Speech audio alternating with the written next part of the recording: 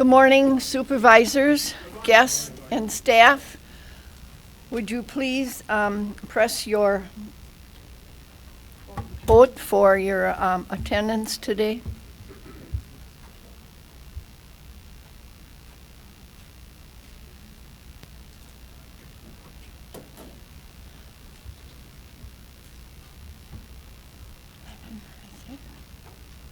All right, we have 17 present, 4 absent, so we do have a majority vote, and we will continue on with our meeting.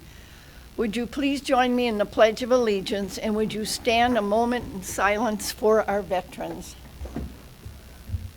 I pledge allegiance to the flag of the United States of America and to the republic for which it stands, one nation, under God, indivisible, with liberty and justice for all.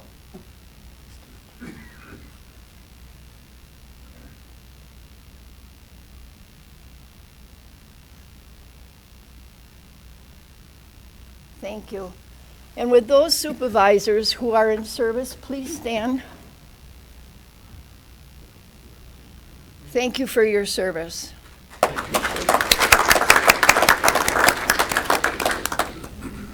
All right, moving on, we'll do a motion to approve the agenda. Motion by Supervisor Baraboo, second by Supervisor Schwallenberg. All in favor, please vote your ballot.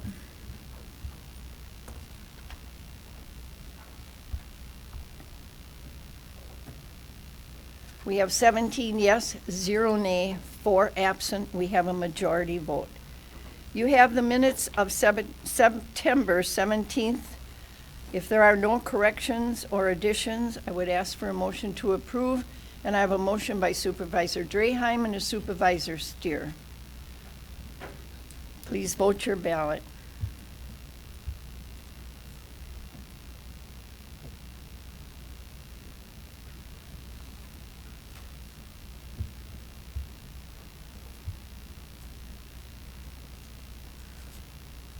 (17 yes, 0 nay, 4 absent). We have a majority vote.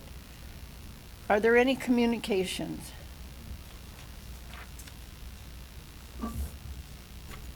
The first communication is actually a newsletter from Paul Tittl regarding testifying in front of the Joint Finance Committee with Chair Connors, Judge Froehlich, and Supervisors Hartl and Stier. All right, we'll place that on file.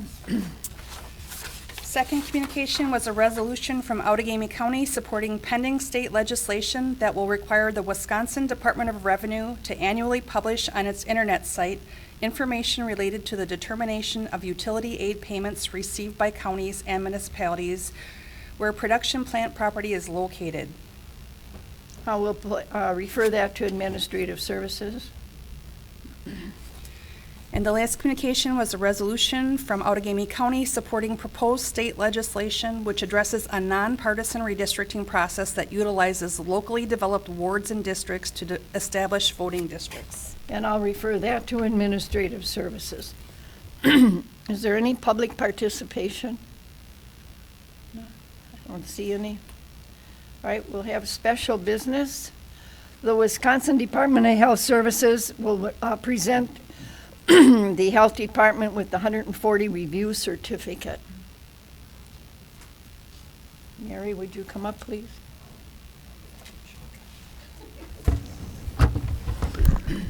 Good morning, County Board members.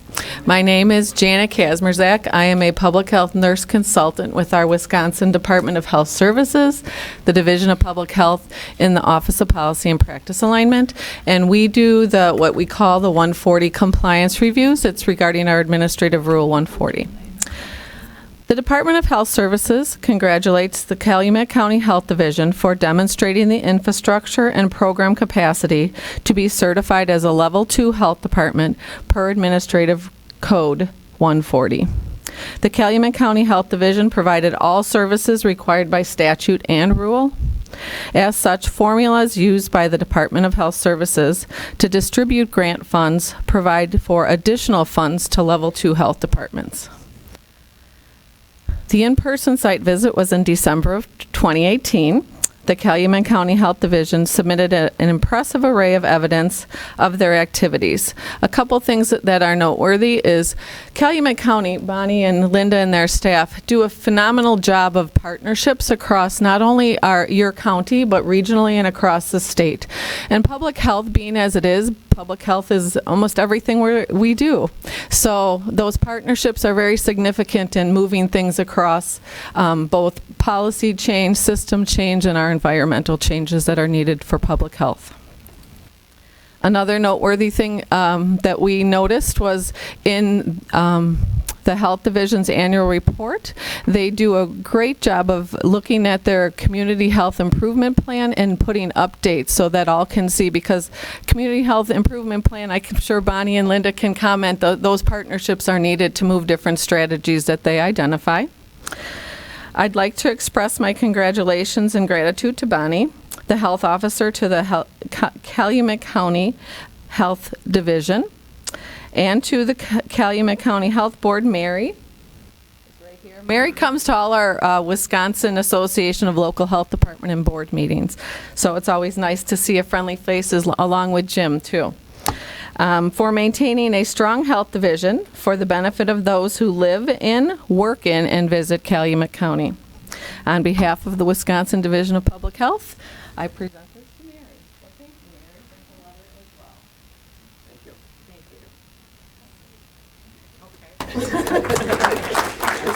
Kudos to staff. Oh, geez. Oh, picture time.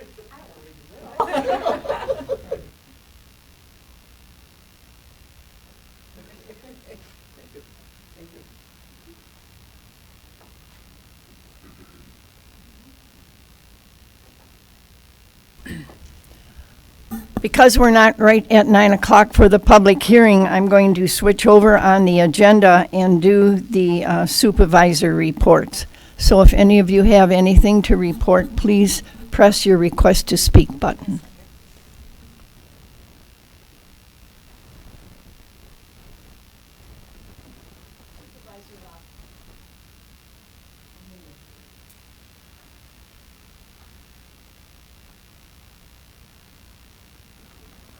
Thank you. I'm going to report on our outing to Madison last Tuesday. And I'm going to talk about the levy limit referendum that's being proposed. We know now that we're all under the limit when it comes to how much we can add to our budget. What's happening and being proposed is that that be changed and that the county boards can increase that limit, which would give them a chance to do it in a more timely manner. I voted against, not voted against it, I spoke against it for the same reason I always would. We're adding again more tax. Basically it'll go to the individual, the residential type person. And again, we're not adding any more tax to the people that are tax exempt. Folks, we have to change that around, and I did get some good feedback on that from our lobbyists, believe it or not. But they came out and said, well, our hands are tied. Our deck is full. That's the time you gotta, I said, get a different deck. You know, we have to move on this. People are sick and tired of paying the residential, picking up the tab for people that aren't paying a cent. You know, and it's, that's basically what I brought back from that meeting. Todd was there. Let's see, who else was there? Connors and Judy. So they may have something to add to the other topics that were brought up. So thank you.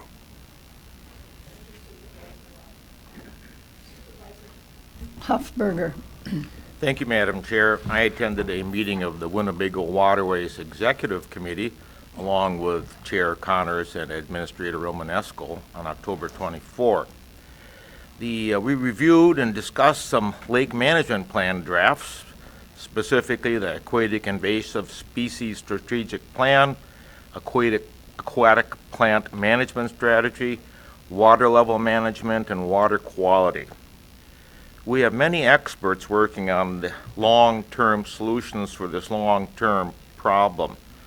Slowly, Slowing the degradation and eventually improving our beautiful Winnebago waterway system, including Lake Winnebago, is a very difficult, complicated, and expensive proposition. With competing interests for this special resource, an infinite specific planning and coordination is necessary for each baby step going forward. I believe that this is happening. I believe we are making progress. Right, moving on, Supervisor Hartl. Thank you, Madam Chair. I as well went to the CAP team lobby event in Madison, and one of the items that was on the list was the birth cost recovery bill, Senate Bill 350 and Assembly Bill 103, that's being asked to repeal a rule, and I won't go into the details, but the representatives there seemed positive in terms of supporting that change, which would help our budget in the Health and Human Services. I also attended with Patrick and members of our Land and Water Committee, or Land and Water Department Water Summit that was sponsored by Representative United States Representative Gallagher. And a lot of departments shared, like the DNR, USGS, Fish and Wildlife, Discovery Farms, Network. When we got to the part where suggested plans for what to do and next steps, it was over. There was no time left. So that part was a little disappointing. A lot of information shared, but there was no chance for discussion for solutions. Thank you. Supervisor Lochran. Thank you.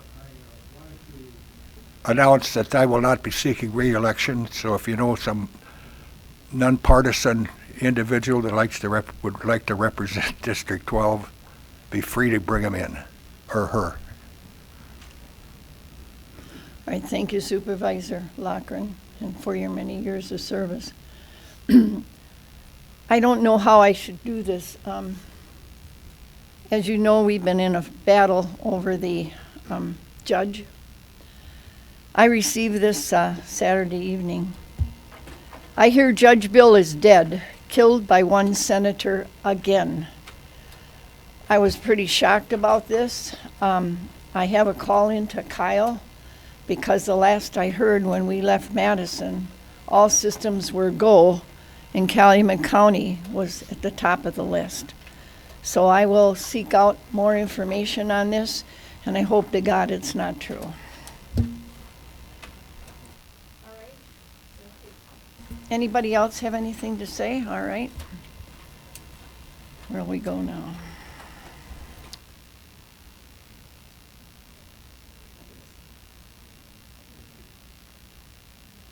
Miss Mary. I just wanted to tell you, I spoke to Alice this afternoon at 1 o'clock at the Chilton Library. Representative Tittl and Senator, and excuse me, I probably will murder his name, LeMahieu, are going to be there for a listening session. And Senator LeMahieu is, I believe, on the Financial Committee, that we could, go speak our piece about the judge, if you want to go there. And the other thing is, I would like to thank the staff for including the board in their spanferkel last week. It was very enjoyable, not only the food, but everyone that was there. Thanks again. Thanks, Alice. Okay, before we go into the public hearing, I'm going to have Dan come up and start talking about the budget, and then we'll stop and go into the public hearing and then continue on. So we need that resolution.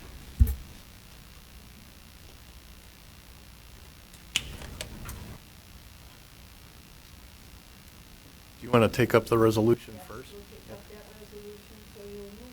To Resolution 2019-28.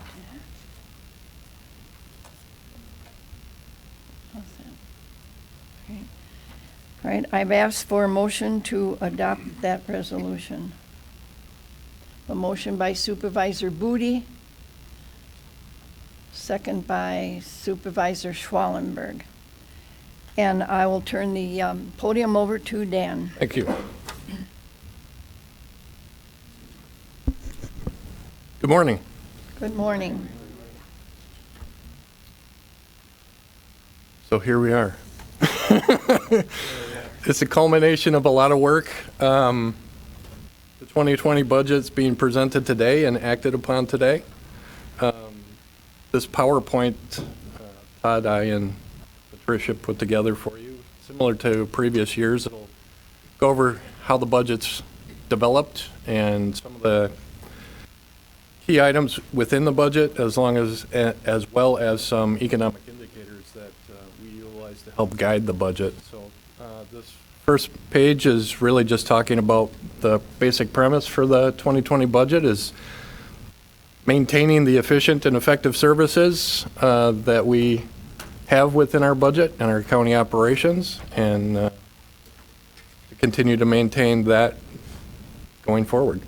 As far as setting the policy, the budget is the single most important policy document that you vote on.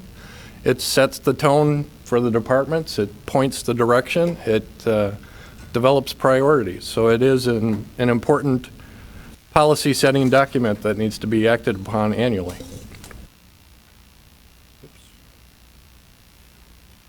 This next screen basically talks about what our process is. So early July, we usually send out the worksheets to department heads. They start creating their budgetary requests for the future year. Some of them start before early July, obviously because of the scale or scope of their budget. They compile the information that they want for the 2020 budget, and they forward that. Some of them forward it to the committees for their review. Once that's been reviewed, they forward it to the finance department to basically put it all together.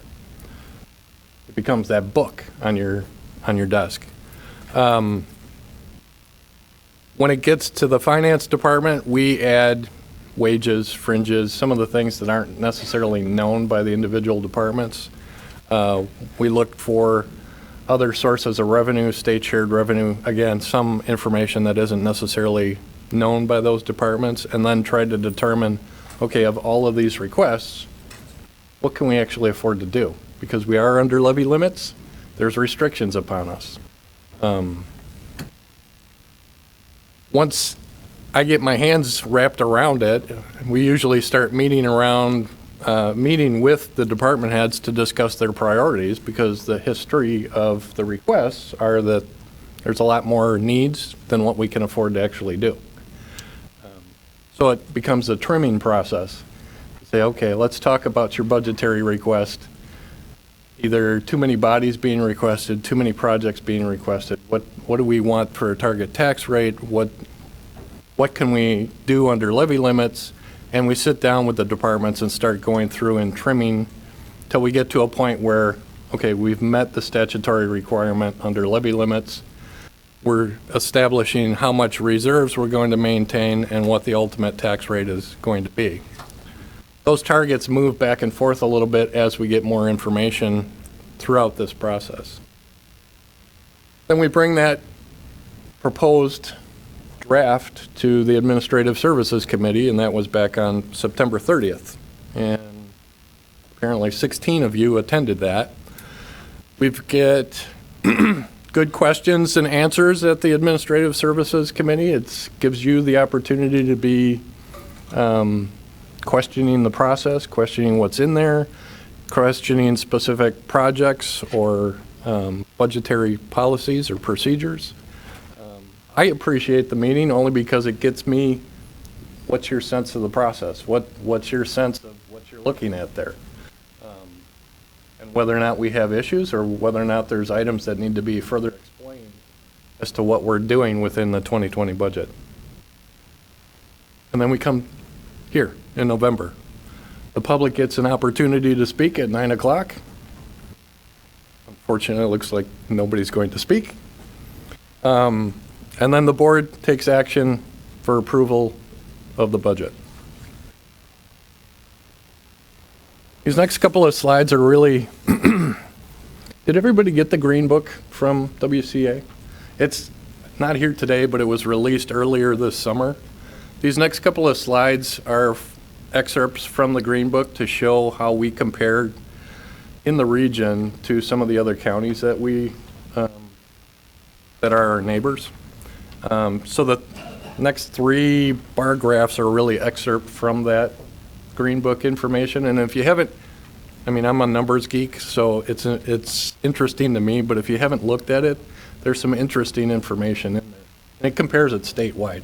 Here we've just extracted information from our neighbors. So this particular slide shows you 5-year job growth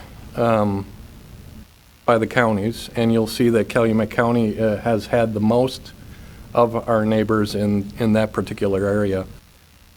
Within this green book, what they've done is they've taken, rather than taking an annual job growth percentage, they wanted to smooth that out in case there were any highs or lows. So they've taken a 5-year average to try and take out the impact of those peaks and valleys. So again, Calumet County looks in decent shape here from a job growth perspective. Another economic measure is the next screen. That's showing you population change. Again, it's a 5-year smoothing. And again, Calumet County, compared to our neighbors, is having a lot of population growth. And as many of you are aware, statewide, we're the second fastest, and we continue to be the second fastest, and have been the second fastest from a population change for a number of years, probably over a decade. I'd have to go back in my notes to see where that actually started, but we've been the second fastest. Number 1 is Dane County. So when we're comparing ourselves, Dane County is growing the fastest in the state, we're second. Again, that's an exceptional economic indicator. It's also potentially an indicator of needs. As your population grows, what do they need? Well, they might need better roads. They might need better health and human services. They may need public health. They may need those particular items that our county provides. It also impacts the local levels because they need water and sewer and policing services, either on the county level or on the municipal level. They need fire protection. So again, it becomes a policy issue of budget development and what's really driving the budget development. The next one, again, from the Green Book is equalized value per capita, or basically taking the equalized value of the county and dividing it by your population. Everybody is pretty much in that $65,000 to $80,000 range, so we're fairly comparative to our neighbors. It's a regional impact, and everybody, is fairly similar in the region from a cost of housing. The next one, again, comes from the Green Book, but this one was updated since they were using dated numbers. This is the unemployment rate in the area, and Calumet County is at 2.9%. This was as of August of 2019. And again, we're right around that 3%, similar to our neighbors. The lowest one is Sheboygan at 2.7, and the highest rating here is 3.2%.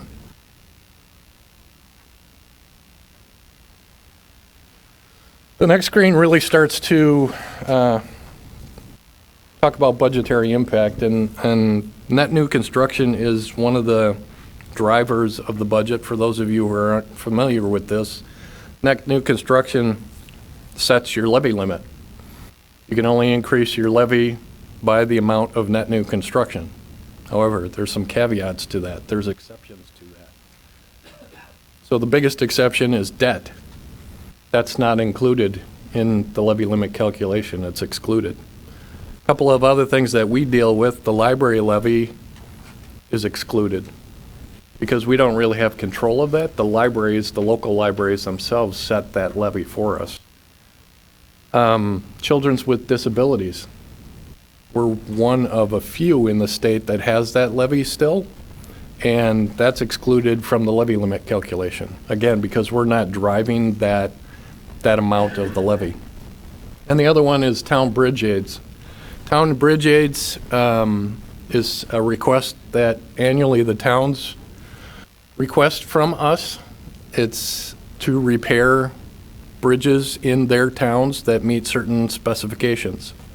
And it's paid only by those towns. Again, we're not really driving how much that repair bill is, and it's only being levied upon the towns themselves.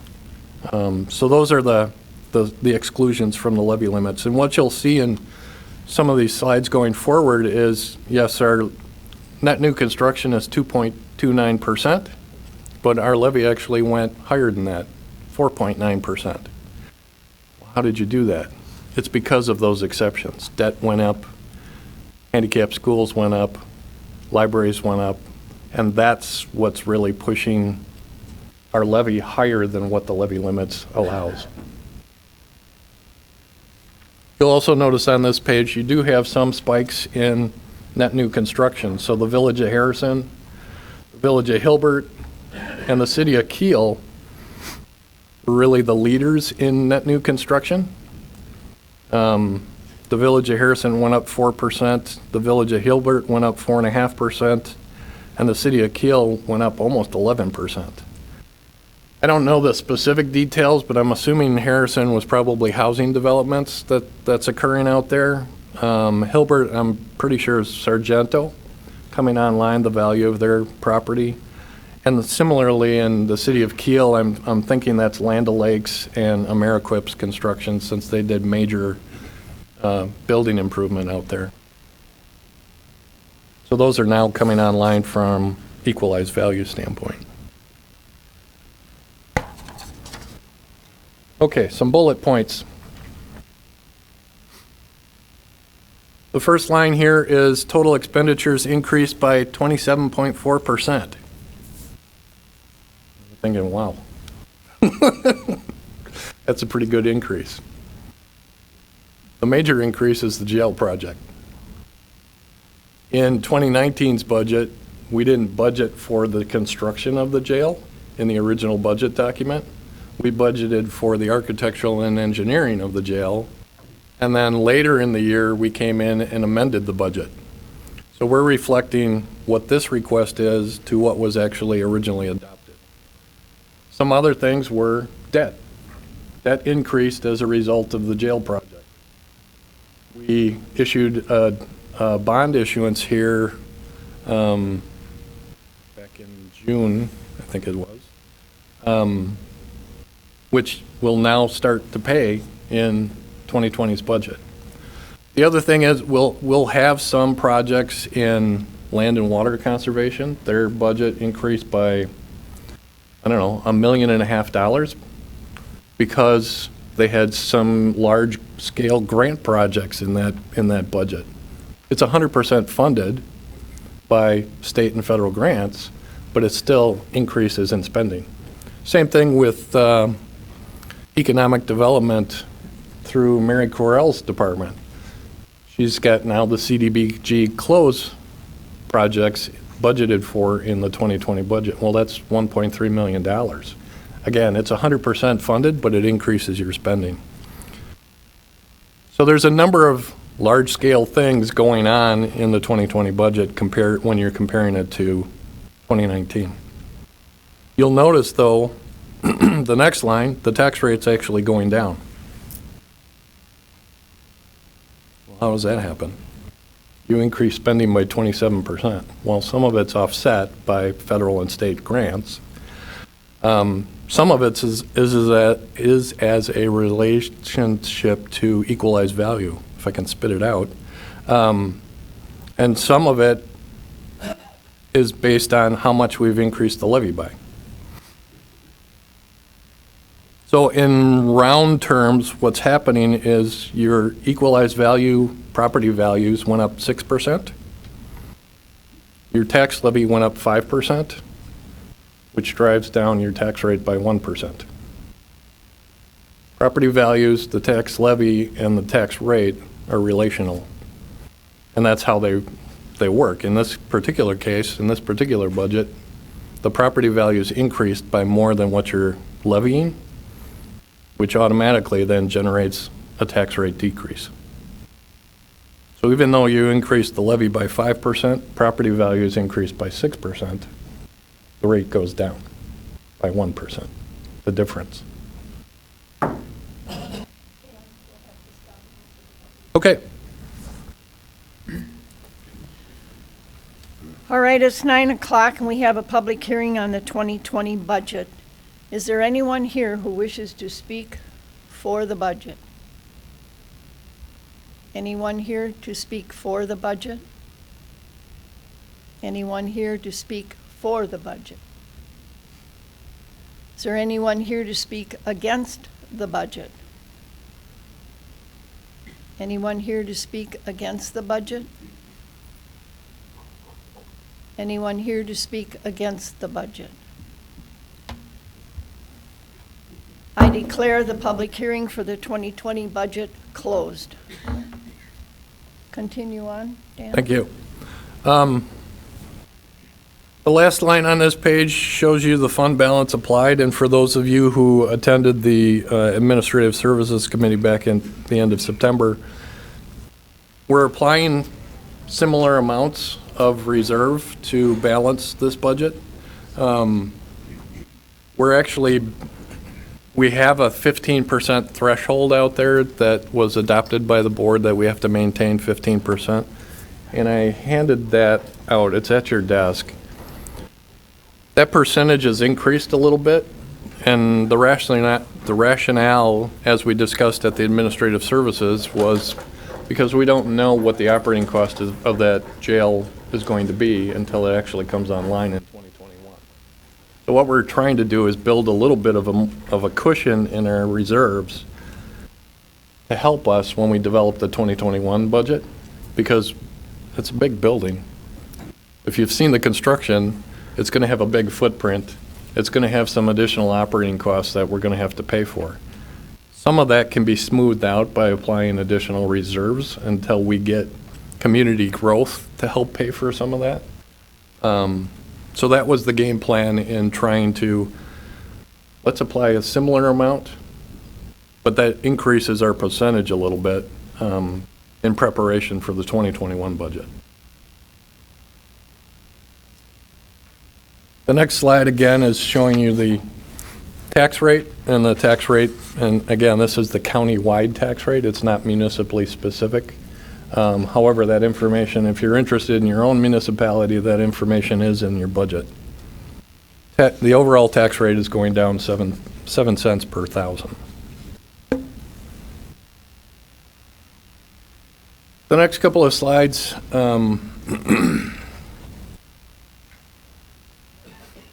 show you information over time.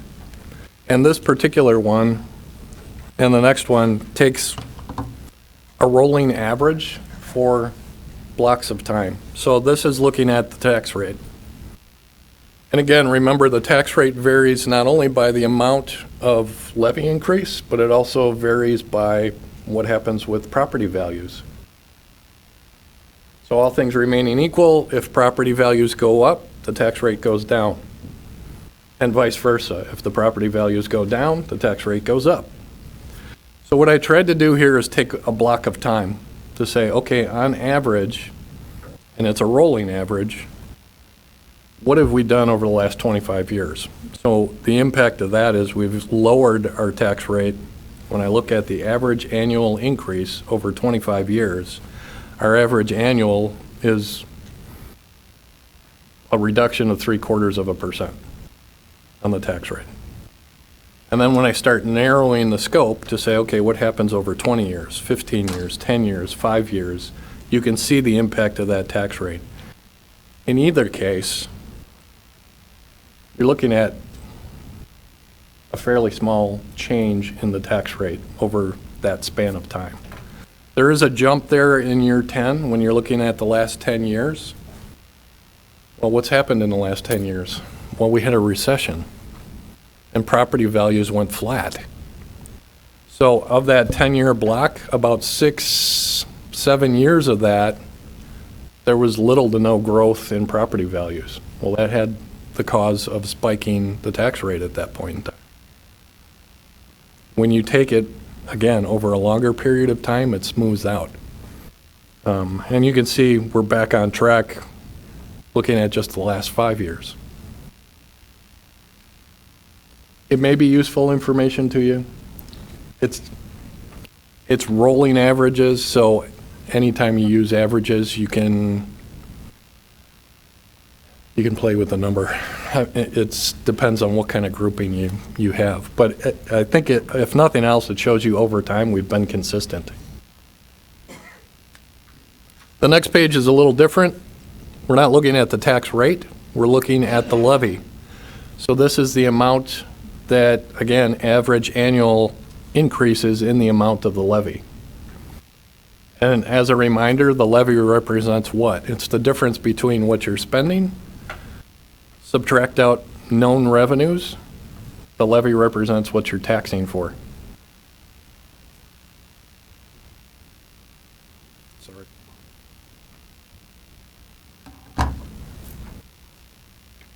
And those are increases. They're, again, fairly standard. We're right around that 4 or 5% mark, depending on what chunk of time you're looking at and what's happening in those particular years. I mean, there may be projects that are occurring. I can think of, okay, we've got the jail project. That's a large-scale project. We did the highway building. That's a large-scale project. Did the parks building. We acquired land for the parks building.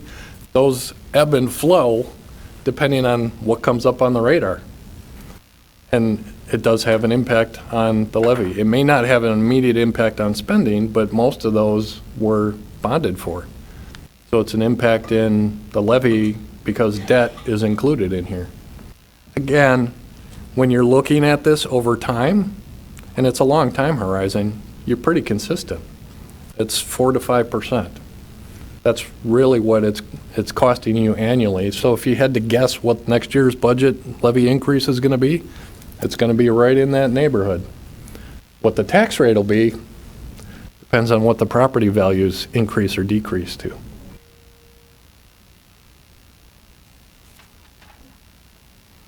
The next slide is showing you comparative tax rates, what's being proposed by the other counties. We're all in the same neighborhood.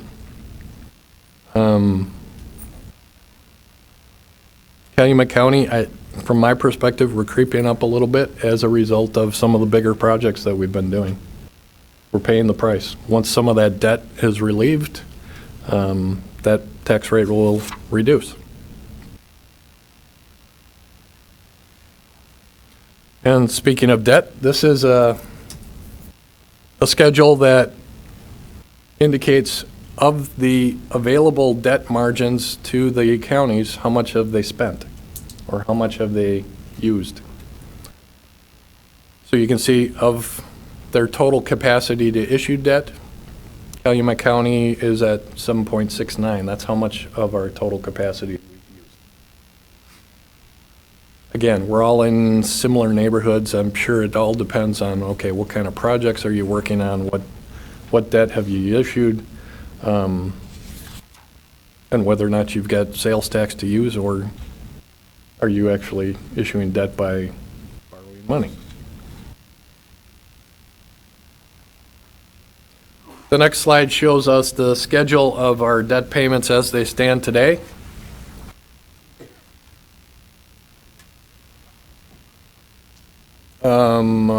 Something to note, prior to the issuance of this year's debt for the jail, we would have had our debt as it was scheduled would have expired on 2027. So beyond 2027, that's really paying for the jail project. And we have 2 more issuances to go. So in 2040, all things remaining the same, you'll have no debt. but we got to get to 2040 for that to actually happen.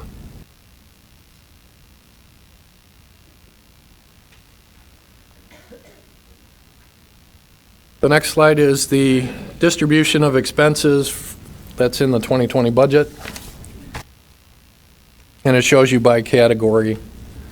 And I can give you some examples. So sanitation, which is the smallest sliver there, really we have a grant program for septic systems. It's in sanitation, and we have the Clean Sweep program in sanitation. Conservation and development really relates to the Community Development Department, land and water conservation and planning. Debt is debt. Public works is the cost of maintaining the county trunk highways, and this particular sliver is just the county trunk highways. It's not highway operations, which would include state trunks, town, city, villages, and service to other departments. Education and recreation relates to parks, UW Extension, the contribution we make to the Fair Board, and libraries. General government is the board, the clerk, the county administrator, finance, treasurer, corporation counsel, IT department, maintenance, district attorney, courts, medical examiner, and register of deeds. And public safety is sheriff and emergency management. And the biggest one is health and social services. That's where the money is being spent.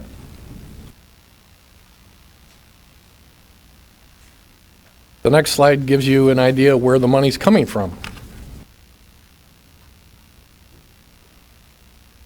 Miscellaneous represents miscellaneous things like the cell tower rent on our towers.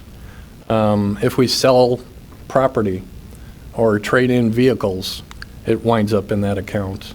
There's also some interdepartmental charges going on for administrative overhead that we're charging Health and Human Services for. It winds up in miscellaneous. Taxes, it's property tax and the sales tax, so that's including both. Regulation and compliance are really the court fees and fines, forfeitures that they collect. Public charges for services are really coming from potentially all departments. That's exactly what it is. It's a charge for service to the public. So when they come in and buy a permit, it winds up in that category. Interest is interest on investing that we're making. So idle funds get invested in certificates of deposit or other accounts or T-bills or government holdings. That's where that is being accounted for. Intergovernmental is federal and state grants. And other financing sources is really the issuance of debt. So it's the money as a result of going out to the market and borrowing money. And obviously the biggest slice, like all communities, is taxes. The next slide's a little bit different. It shows you that, if nothing else, although Health and Human Services is the biggest expense, they're not the biggest levy, mainly because they receive federal and state funding to offset their levy costs. So it shows you by department where your tax dollars are being, or which departments are being mainly supported by tax dollars. So Sheriff, Health and Human Services, and debt are the three largest ones. And they're also the biggest targets. When we talk about budgetary priorities and what the departmental requests came in at, they're usually the ones that we're looking at. They're the easiest to pick on because they have the largest budget. So they usually cough up the most.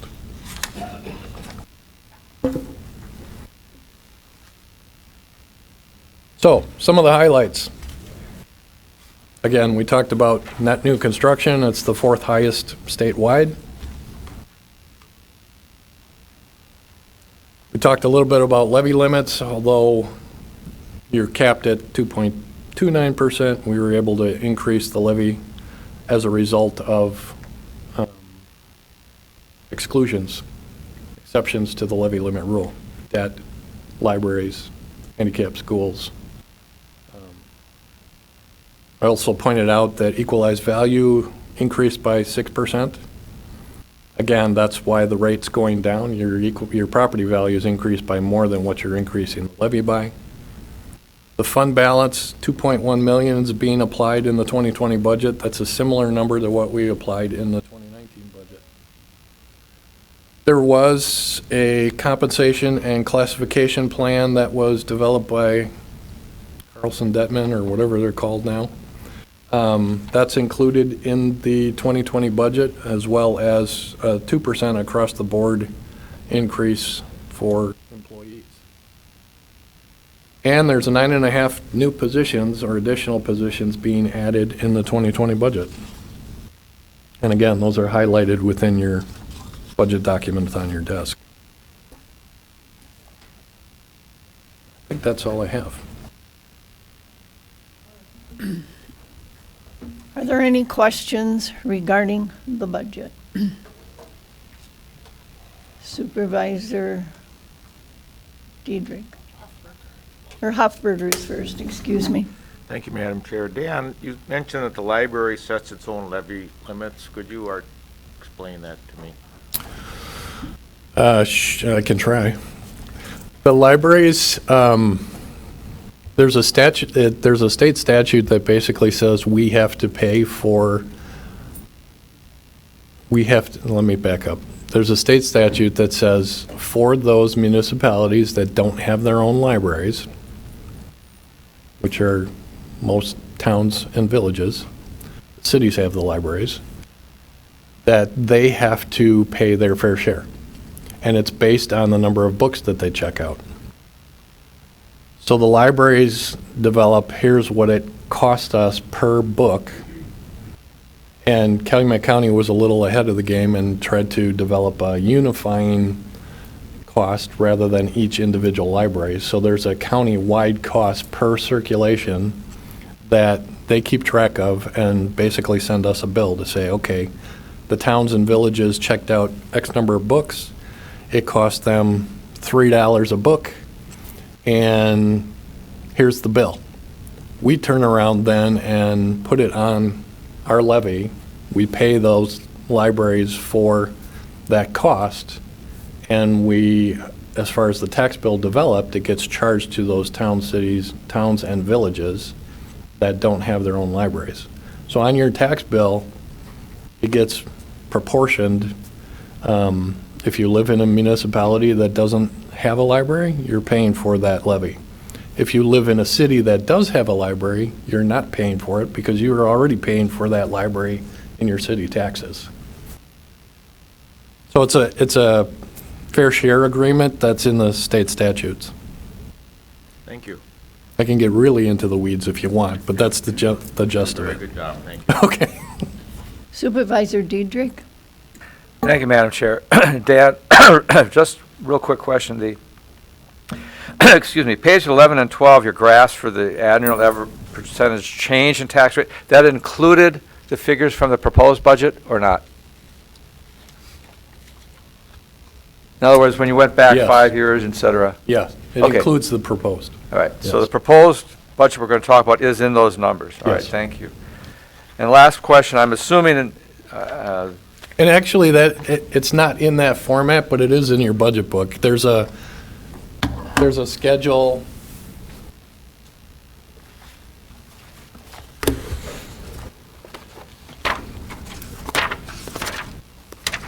If I can find it.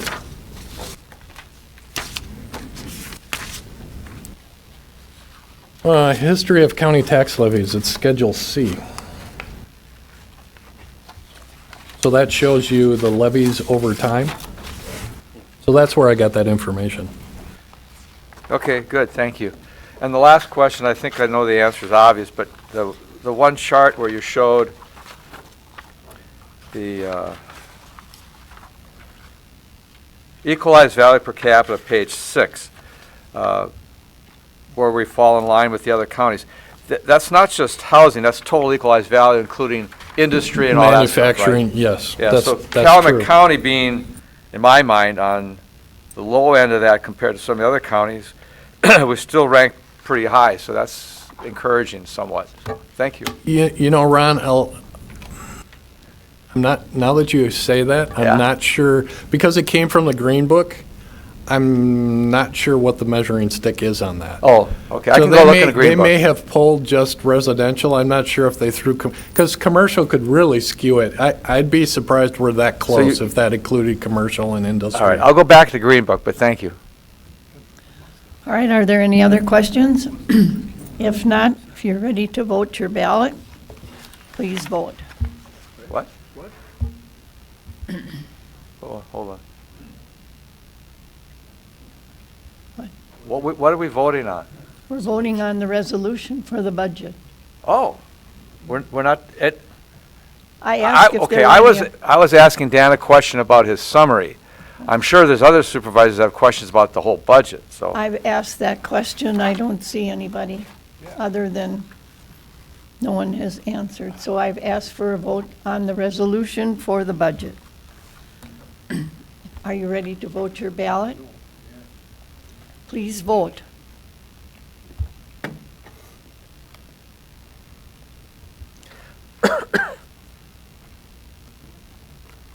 Nobody's voting? All right, okay. 16 yes, 2 nay, 3 absent. The resolution has been adopted. Moving on to Resolution 2019-29. Resolution eliminating .8 full-time equivalent position of Human Services professional in the Department of Health and Human Services and replacing said position with .8 full-time equivalent family court mediator position effective January 1st, 2020, introduced by the Administrative Services Committee. All right, do I have a motion to adopt?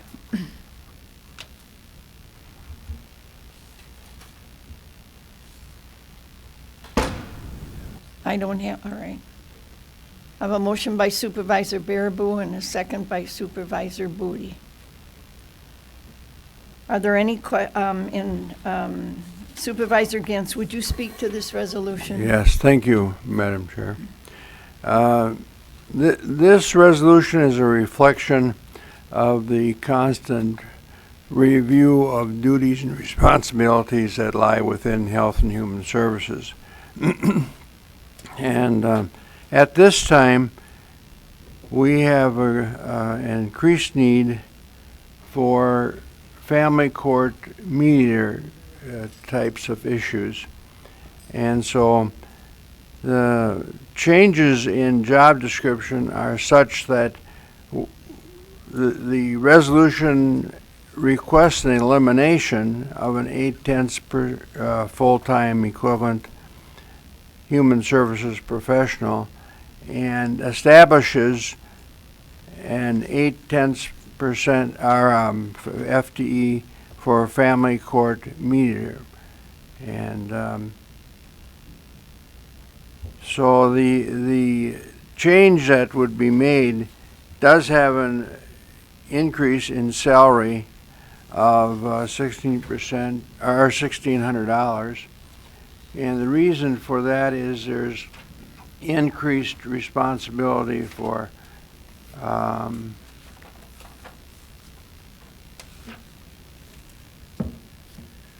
professional staff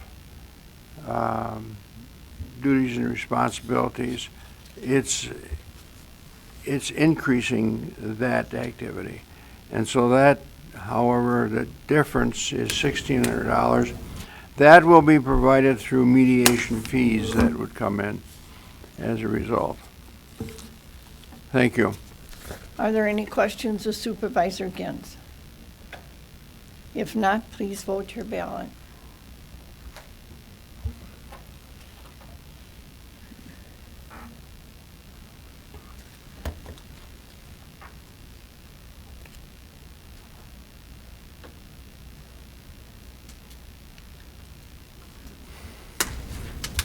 We have 18 yes, 0 nay, 4 absent. The resolution has been adopted. Moving on to Resolution 2019-30. Resolution creating one full-time equivalent public health educator in the Calumet County Department of Health and Human Services effective January 1st, 2020, introduced by the Administrative Services Committee. All right, I have a motion by Supervisor Booty and a second by Supervisor Diedrich to adopt this resolution. And Supervisor Gintz, would you speak to this resolution? Yes, thank you.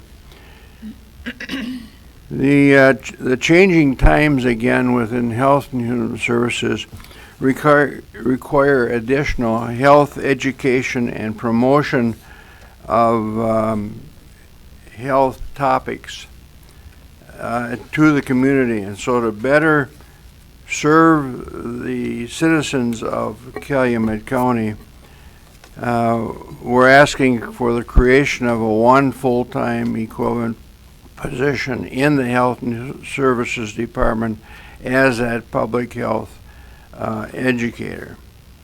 The additional position has been included in the budget, and the revenue source will be through child welfare funds and the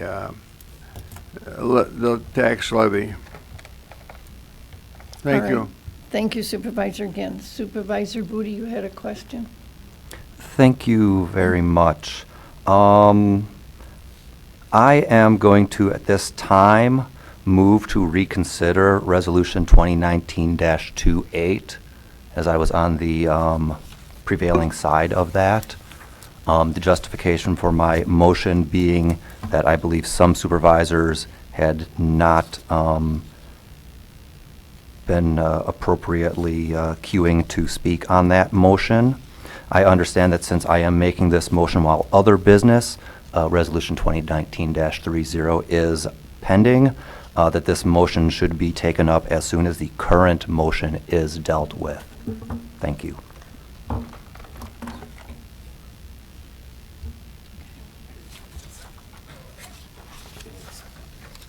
Is there a second?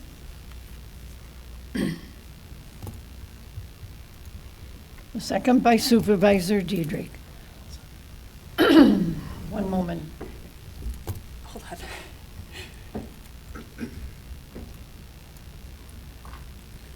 As I understand the rules of order, we would vote on this after we take care of the current motion. We're just waiting for Beth to catch up.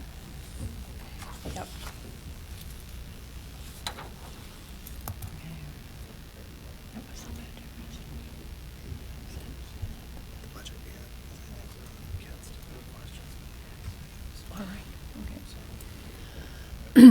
All right.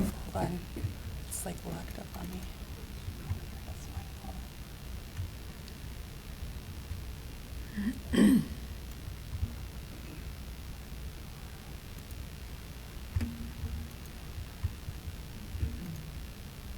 Okay.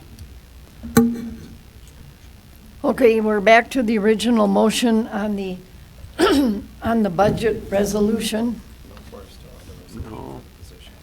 Okay, you didn't do that one. All right. Okay. We have that resolution that we're dealing with now. Yes. The health educator. Are there any questions regarding that? Oops, sorry.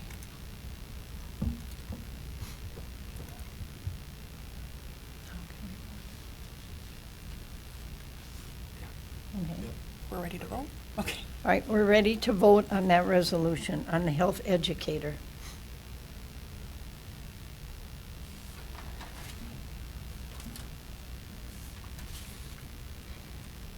Here's that. All right, we have an 18 yes, 0 nay, 3 absent. It has received a majority vote, so it has been adopted.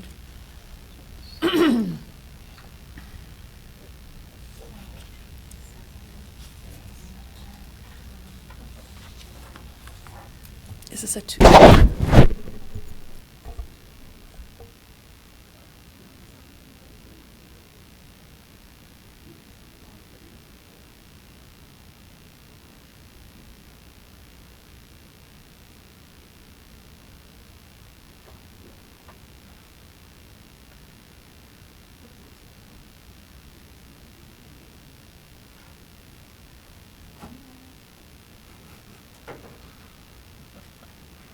debatable.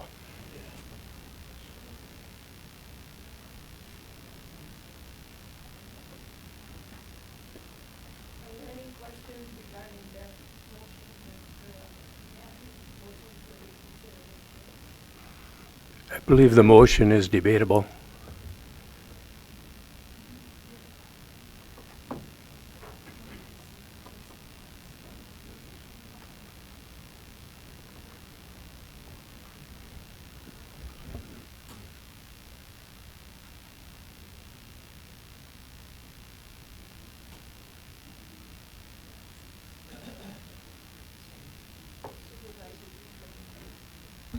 Supervisor Diedrich.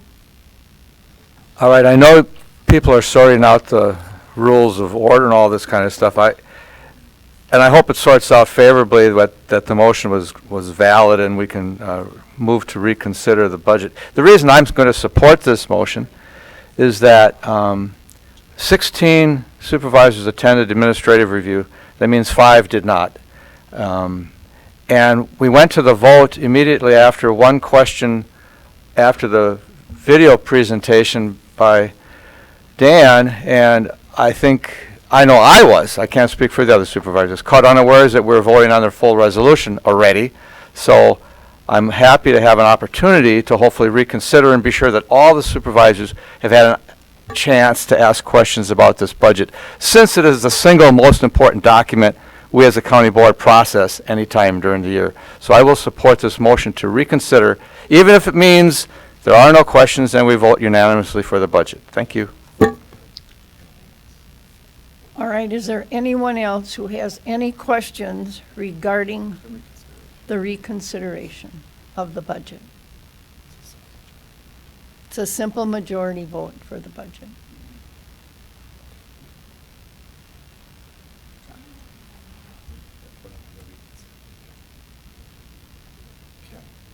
Ken, Supervisor Draheim.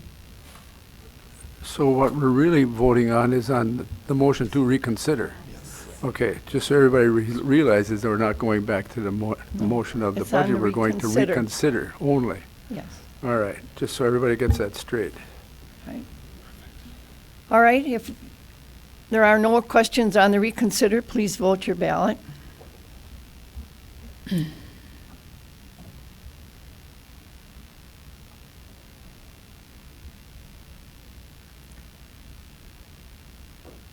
All right, I have 18 yes, 0 nay, 3 absent, so it has a simple majority vote. Now, we're back to the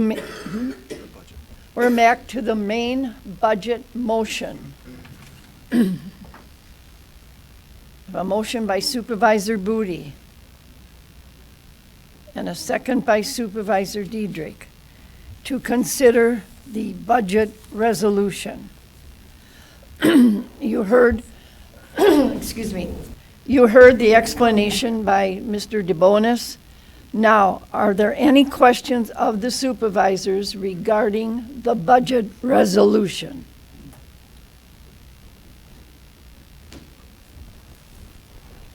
Supervisor Draheim. Thank you. It's good to see that we can use those big yellow books that we were just handed to this week. Because I was appalled at what happened myself. I have some questions on B. Dan, you doing this? Sure. What schedule? B. B as in boy? Yeah, yeah, bathroom, whatever. Okay. Bravo. Sure. On the wages, it says salaries and wages, percentage of increase was 5.79, and yet we raised wages, what, 2.5? Right. So where? We raised wages 2%, but that you also have employees that are walking up the step increases. Oh. So the cumulative effect is that. Okay. The other thing to recognize too is we've added 9.5 positions in here. Yeah, So the impact of those new positions also raises. Okay, all right. So it's a matter of 3 different things. Yes. Excellent. That was one of my questions. Then we go to J12.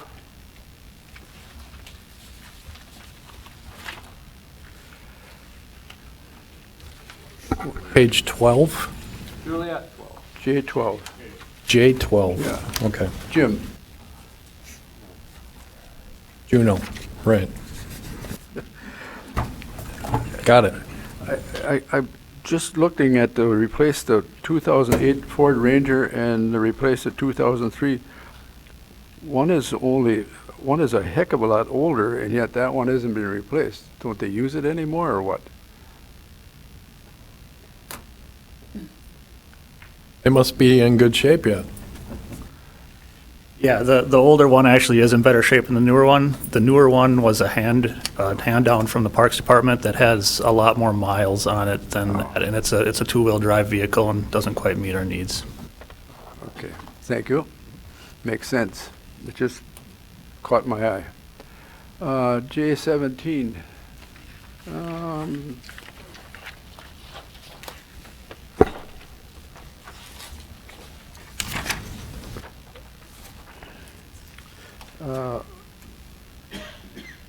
Actually, when we talk about County Trunk F, I was under the understanding that the city's taking it over to how far? When we get done with this? Are we going to have that section between in the church there, that area? Is that, you know where the church is on the right side? Can't hear you.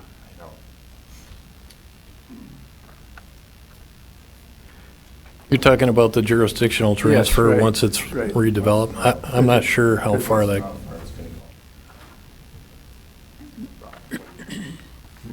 Do you know?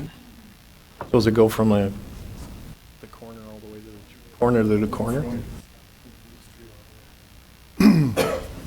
The jurisdictional transfer will go from Breed Street all the way to State, all the way down to 151. To Breed. Breed is the one that is on, when F comes in, that's Breed? Correct. All right. But we're not really reconstructing that area in between, if I'm not. Apart from Grand to Breed is going to be a mill and pave. Okay, all right. That's what I thought. And I thought we were looking at, and we talked about, but we never really did anything, was to do F from the cheese factory in all at one time so that we get it done. I know the Pacer says it isn't that bad, but if you drive it, Pacer's wrong.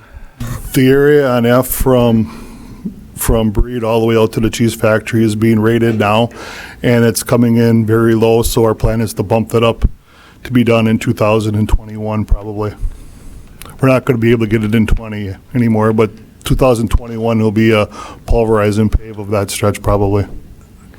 Because according to this, it's way out. And I know we had talked about it and nothing was done, but We're going to have to bump that one up. it just seems that when you're doing that F, why not do the whole works? Because you're going to shut it down the next year, and it's stupid. But anyway, thank you. And that's a good point, Kenny. I mean, when you look at the 5-year capital project plan, from my perspective, years 20 and 21 are pretty good. The rest of it's kind of fluid. Yeah. It really depends on whether that the road changes, whether or not does funding drop out of the sky in our lap. So those projects can move back and forth depending on what our shifting priorities are. And the Pacer that we're doing now is going to really step it up, I'm sure, with a lot of our roads. The Pacer ratings have to be in by December, so we're in the process of doing them within the last month already, so we're upgrading them. All right, good. Thank you on that one. What else did I have?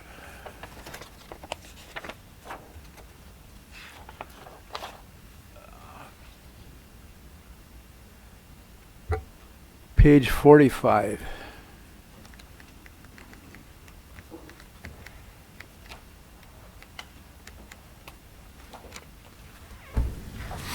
Planning department. Yep. As to hazardous, recycling and hazardous waste coordinator. We never had one before? Or that was through extension, right? It was, the program originally was run through UW Extension, and then it got shifted to the planning department a couple of years ago, and we had a, is it 60% employee doing that? Then we subsequently hired that employee, and now they're doing double duty. Can't hear a word you're saying. You're not by the mic, either one of you. Sorry. As Dan stated, that was run by UW Extension. 2 years ago, we took it over in the planning department. In coordination with retirement last year, we had a half-time, 60% FTE that administered that program. Upon retirement, he assumed other responsibilities of Ted Roloff, code administrator. So we brought him on full-time, so now he does double duty, so we didn't need that position anymore, that half-time position. All right. Thank you. I guess that's all I've got. We had these available last week, and so I picked one up, and that's what we got them for. That's what we used to do, and I was really surprised that we didn't do it this year. Thank you. Okay, are there any other questions regarding the budget resolution? If not, please vote your ballot.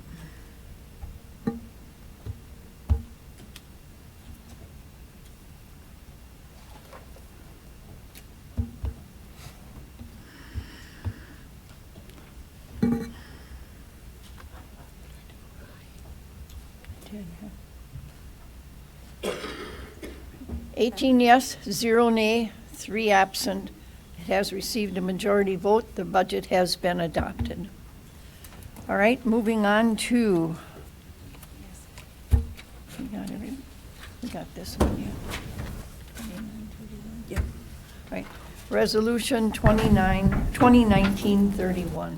Resolution creating one full-time equivalent quality assurance case coordinator in the Calumet County Department of Health and Human Services effective January 1st, 2020, introduced by the Administrative Services Committee. All right, I have a motion by Supervisor Booty and a second by Supervisor Gleckner. And Supervisor Gins, would you speak to this resolution? Thank you, Madam Chair. This resolution provides for a position for centralized coordination of the design and implementation and management of a formal structured quality assurance system that would be in place to handle all areas within health and human services. It should create a situation for a very tight system of analyzing and assuring the quality of reporting and the like. If in the future, you'll note that the resolution says that the revenues are found to be insufficient to support the position, then the position would be eliminated. So it's tied to the budget in that fashion. Thank you. Are there any questions regarding this resolution? If Supervisor Stillman.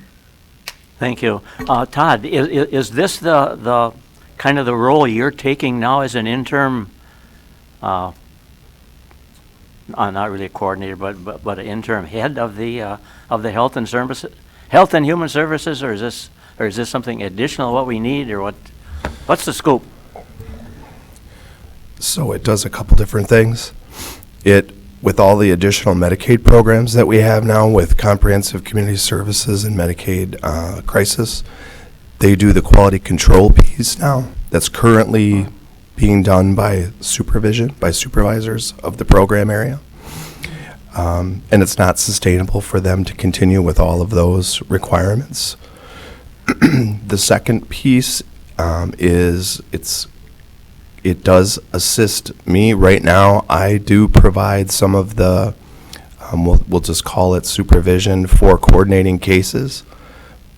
So when you have a a family, for example, that's involved in multiple systems within Health and Human Services. They may be getting behavioral health service, drug and alcohol treatment. They may have a court order for child protection, for example.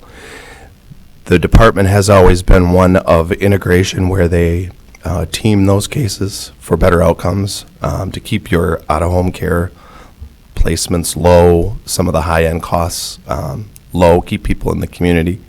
So this person would assist me with that. For example, that occurs every Thursday typically, and I can't do that all the time, so it will do a little bit of both, yeah. Yeah, okay, thank you. Yeah, that kind of answered my question. Thank you. Thank you, Supervisor Stillman. There are no further questions. Would you please vote your ballot?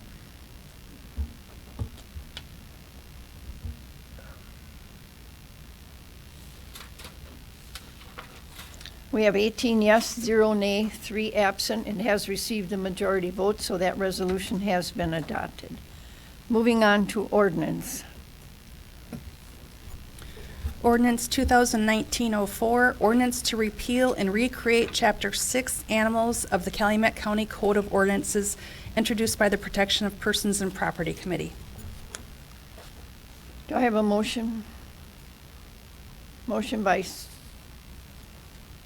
Supervisor Booty, second by Supervisor Stier. And this resolution, as you recall, was brought back from last session. And Supervisor Stier, would you please speak to the ordinance? Yeah, thank you, Madam Chair.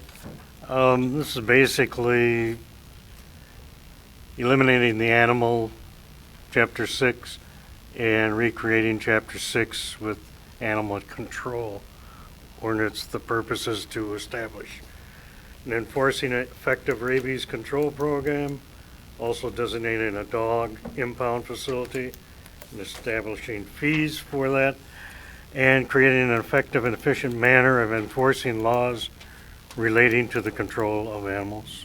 Thank you. Thank you, Supervisor Stier. Are there any questions regarding this ordinance? Supervisor Draheim. So those were the only changes that were made? Those are the basics. The whole thing was redone to include what the humane officer will do, because now we have a humane officer. Oh. So it provides teeth to her position. I see. Because I read that all over and I thought, there's nothing in here that says it's going out and this is going in and whatever, and it just floored me. It was because most of it was new. The only thing that was the same was the rabies. Okay. So we got somebody going out now to check on dogs? Leslie Lemieux. It's not just dogs. It's if there is a case involving animal abuse. Usually those are the high headline cases where dogs are abused, or it could be, I had a case where there was a farmer with goats. Those are the high profile cases, oddly enough. And so she would be the investigator for those cases. Okay. I remember when Pete Somm went around years ago and checked on all the dogs at every farm and every house and whatever, and we gained a lot of dogs and we gained a lot of revenue, but that hasn't been done for 20 years. She's also going to be checking on breeders, which that has never been done before. Okay, sounds good. Thank you. You're welcome. All right, are there any other questions regarding the ordinance? If not, please vote your ballot.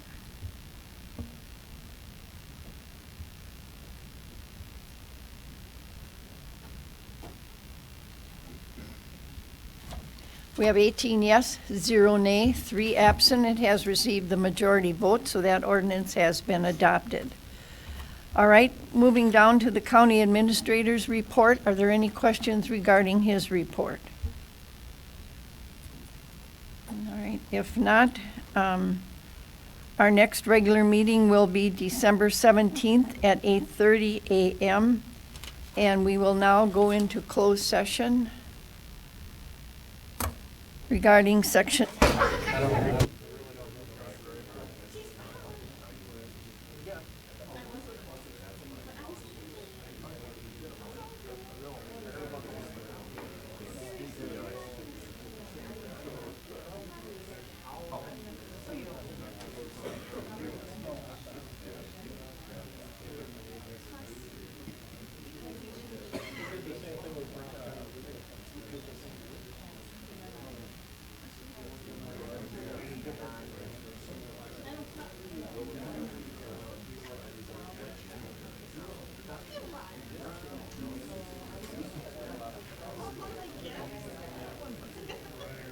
Would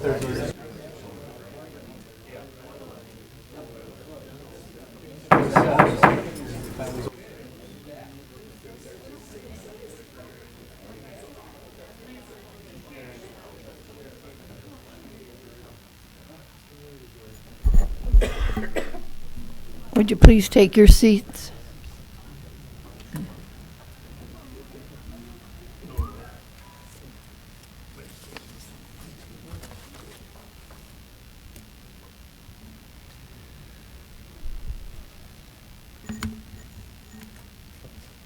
Okay. Dave is coming in. Wait for Dave.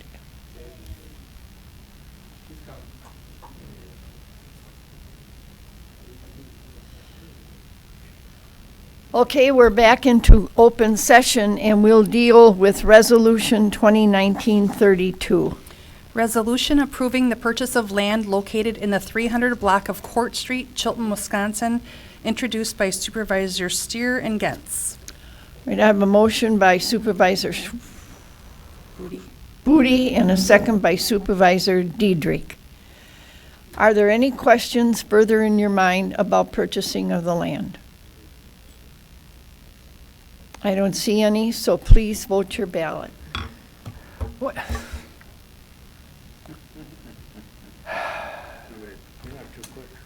Well, you were supposed to introduce the motion. She never even had anyone introduce the motion. This procedure stuff is really confounding today. I'm sorry. So.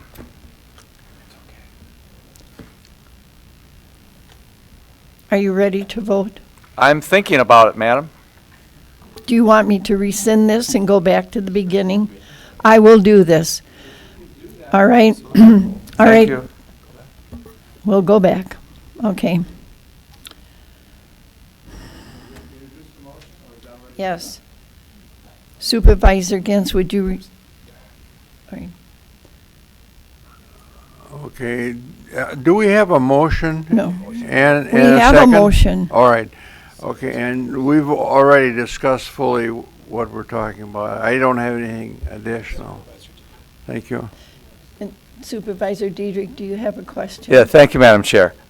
I'm only frustrated because I don't think we ever had the motion read and introduced by Pete, but maybe I missed that when I was daydreaming. All right, I talked earlier in closed session how I was concerned about that one contingency in the offer. I have no intention of proposing we change the office. I understand all that.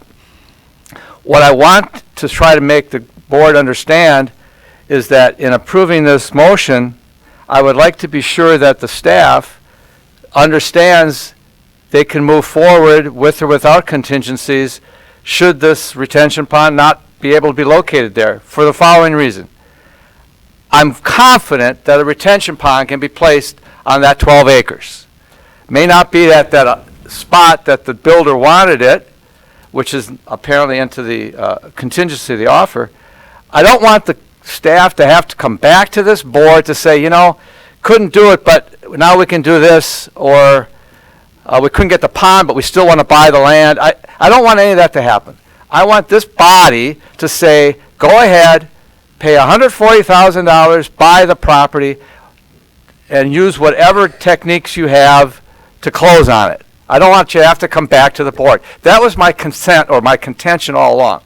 And I know if we vote for this resolution, it'll sort of say that because the resolution is clean. We don't know the offer, although it had been shared with us in closed session, and that's okay.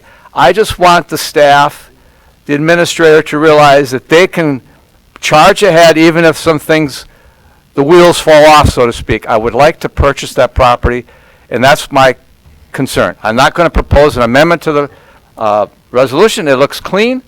I just want our majority vote to indicate that we want them to go forward. Thank you. Thank you, Supervisor Diedrich. Are there any other questions? I can just comment on that because I will not need to come back. Just so you know, for the sake of you allowing me to, with this resolution, if that's what you choose, allow me to purchase it. We put on some of those contingencies, Ron, because of wanting the location of the pond in a specific area. So we will make sure that I mean, your point is understood, but it would not require, if I needed to make some changes or if we decided to do something differently on that contingency, I wouldn't have to come back. I thank you for that. Okay, please vote your ballot.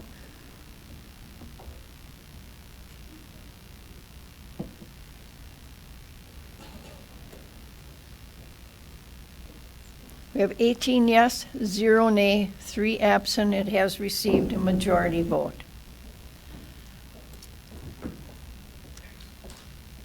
I want to wish you all a very happy Thanksgiving.